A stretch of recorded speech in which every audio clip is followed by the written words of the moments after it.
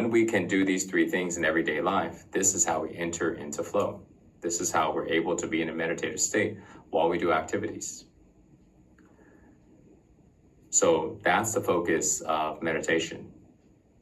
Another thing about meditation is that by focusing on these three things, we stay very connected towards our own body, specifically connected to the feeling.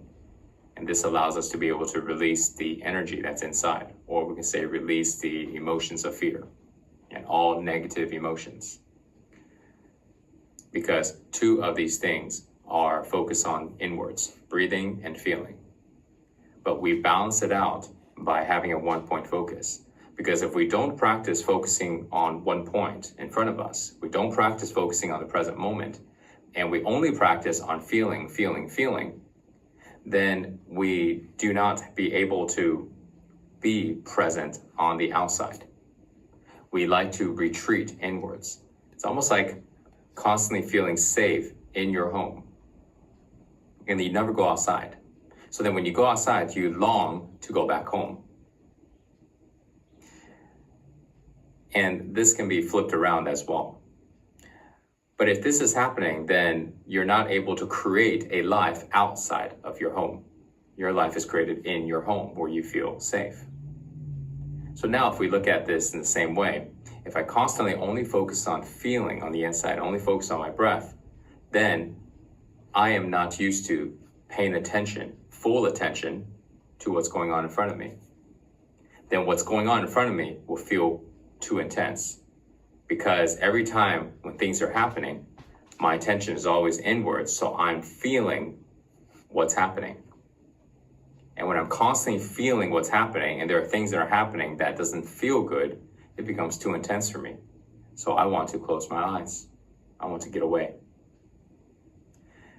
When this happens, this is a very common issue that what we call empaths would experience. Empaths are people that are feeling a lot. And we label them as empaths just because they naturally have a high sense of feeling. But the struggle that they run into is that they often are feeling everything and they don't know how to stop it. They don't know how to block, protect. And so therefore, the outer world becomes something that's uncomfortable for them, and they feel better when they are going inwards or when they're at home or in a protected place. But if they're out and about, it's really difficult. But when we practice this, when you are fully present on the outside, that means when we do our one-point focus and we have no attention in our breath or in the body, we don't feel the body. Our awareness of the body becomes very, very little. Now, if this is needed, because maybe there's a lot of intense things happening right now, and we don't want to feel everything that's happening right now, we can do that. We simply put more attention on the outside and less attention on the inside. Now we can go and do the things that are needed to be done. But if we don't practice this, we don't have the ability to switch our attention. If we practice only feeling on the inside, we can't focus on the outside. If we practice outside, we lose connection to the inside. And that's the other side of this coin. If I only practice a one-point focus, then I don't bring enough attention inwards to release any trapped emotions, to know the health of my body, the status of my body, because I'm not feeling. So I need to be able to have the ability to fully feel. So I close my eyes. Now I'm not paying attention to what's in front of me and I can fully feel. Or I can open my eyes and not pay attention to my body and just fully look and see what's happening with very, very little attention to the body. Or I can go ahead and split it and have, let's say, 50% in front of me and 50% with my feeling. This control over our awareness, over our consciousness, takes practice. And this is what we focus in meditation, but also we focus in the other four methods as well.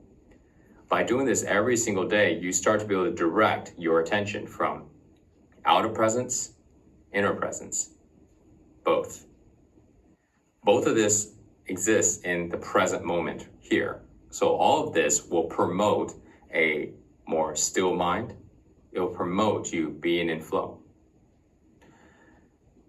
So this concludes the 5 training methods. And this is why I've selected these specific methods in this specific sequence and to be done in this way.